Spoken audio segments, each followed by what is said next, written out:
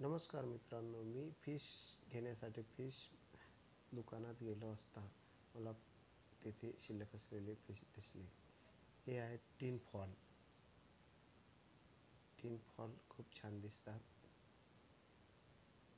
त्यानंतर हे आहेत टायगर फिश. हे आक्रमक असतात. मोली फिश हे सुद्धा आक्रमक असतात. टायगर फिश आणि मोली फिश एकत्र ठेवू शकता. त्याच्यानंतर शार्क आहेत. शार्कमध्ये व्हाईट शार्क आणि ब्लॅक शार्क आहेत.